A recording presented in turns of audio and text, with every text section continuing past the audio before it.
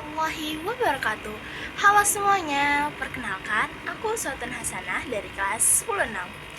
Nah, pernah nggak sih kalian penasaran gimana cara kerja bank atau apa sih peran OJK di dunia keuangan?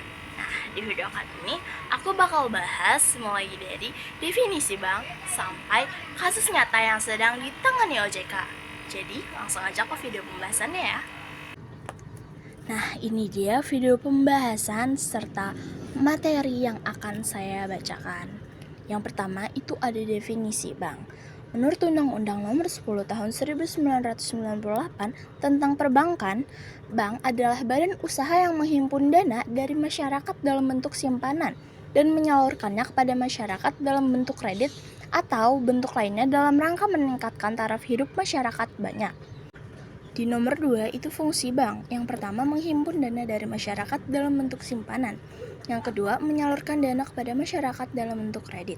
Yang ketiga memberikan layanan jasa keuangan lainnya untuk mendukung kegiatan ekonomi masyarakat. Selanjutnya nomor ketiga itu ada jenis bank.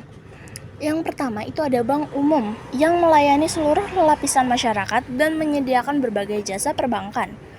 Yang kedua itu ada jenis bank perkreditan rakyat atau BPR yang melayani masyarakat kecil dengan kegiatan yang lebih terbatas dibandingkan bank umum.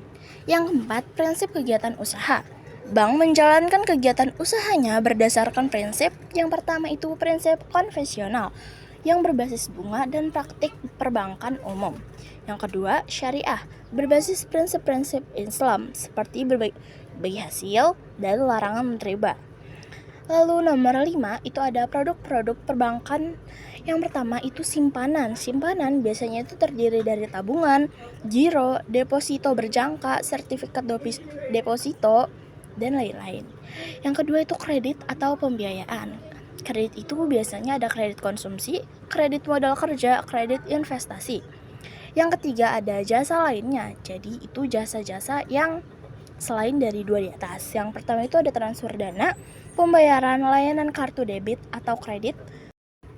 Di nomor 6 ada lembaga penjamin simpanan atau LPS. LPS adalah lembaga yang menjamin simpanan nasabah di bank hingga jumlah tertentu, serta berperan dalam menjaga stabilitas sistem perbankan. Di nomor 7 ada latar belakang OJK. OJK ini dibentuk berdasarkan Undang-Undang Nomor 21 Tahun 2011 sebagai lembaga independen yang mengatur dan mengawasi sektor jasa keuangan untuk menggantikan peran pengawasan yang sebelumnya dilakukan oleh Bank Indonesia dan Bapepam dan juga lembaga keuangan. Di nomor 8 ada tujuan dan fungsi OJK. Tujuan OJK yang pertama mewujudkan kegiatan sektor jasa keuangan yang teratur, adil, transparan, dan akuntabel. Yang kedua, mewujudkan sistem keuangan yang tumbuh secara berkelanjutan dan stabil. Yang ketiga, melindungi kepentingan konsumen dan masyarakat. Fungsi OJK yang pertama menyelenggarakan sistem pengaturan dan pengawasan yang terintegrasi terhadap seluruh kegiatan di sektor jasa keuangan. Selanjutnya di nomor 9 ada wewenang OJK. Wewenang OJK yang pertama itu mengatur dan mengawasi kegiatan jasa keuangan di sektor perbankan, pasar modal, dan sektor jasa keuangan non-bank. Yang kedua, melakukan pemeriksaan, penyidikan, dan penegakan hukum di sektor jasa keuangan. Yang ketiga, memberikan sanksi administratif kepada pelaku industri jasa keuangan yang melanggar peraturan. Yang ke-10 ada visi dan misi OJK. Visi OJK yang pertama menjadi lembaga pengawas industri jasa keuangan yang terpercaya, melindungi kepentingan konsumen dan masyarakat, serta mampu mewujudkan industri jasa keuangan yang tumbuh secara berkelanjutan dan stabil. Misi OJK yang pertama mewujudkan penyelenggaraan seluruh kegiatan di sektor jasa keuangan secara teratur, adil, transparan, dan akuntabel. Yang kedua, melindungi kepentingan konsumen dan masyarakat. Yang ketiga, mewujudkan sistem keuangan yang tumbuh secara berkelanjutan dan stabil. Nomor 11 itu ada kasus yang ditangani OJK saat ini. Aku ambil contohnya salah satu kasus yang ditangani OJK itu PT Cakra Buana Indonesia atau PT CSI yang diduga melakukan penghimpunan dana berdasarkan prinsip syariah tanpa izin usaha. OJK dan Satgas Waspada Investasi telah melaporkan PT CSI ke Bareskrim Polri atas dugaan tindak pidana tersebut.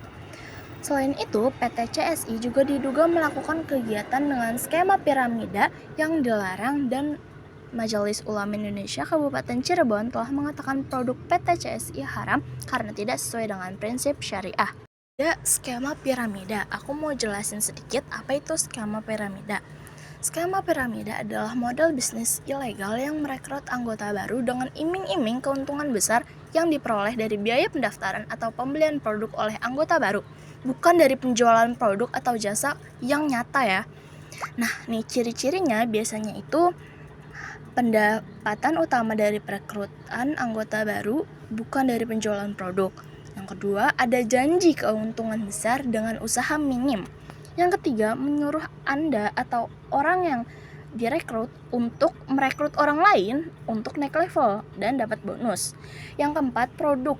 Jika ada, biasanya hanya sebagai kedok. Jadi produknya itu tuh kayak bohong-bohongan doang gitu. Dibilang kalau itu beneran produknya, sebenarnya tuh enggak.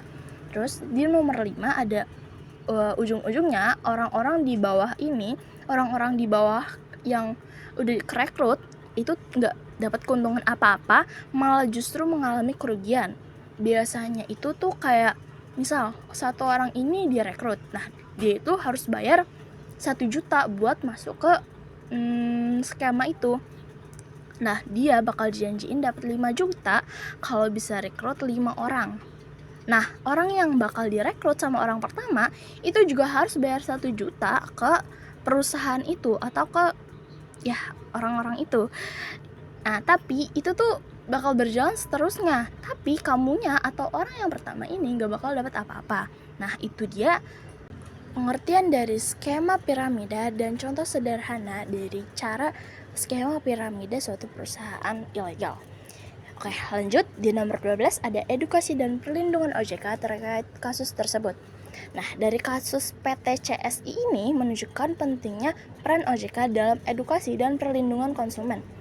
OJK melalui Satgas Waspada Investasi secara aktif mengidentifikasi dan menghentikan kegiatan investasi ilegal, serta memberikan informasi kepada masyarakat untuk meningkatkan kewaspadaan terhadap penawaran investasi yang tidak memiliki izin resmi.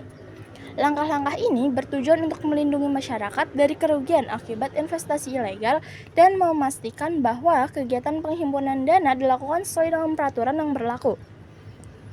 Nah, itu dia pembahasan tentang bank dan OJK yang sudah saya paparkan.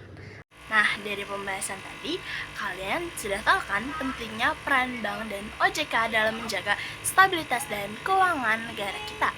Tetap bijak dalam mengelola keuangan.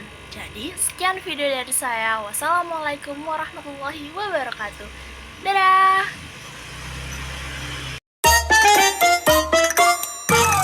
Kenalkan, saya Ustazah Hasanah dari kelas 10-6. Pernah nggak sih? Pik. Macam tak betul je budak ni. Kali ini aku bakal bahas mulai dari Devi. Sebel banget.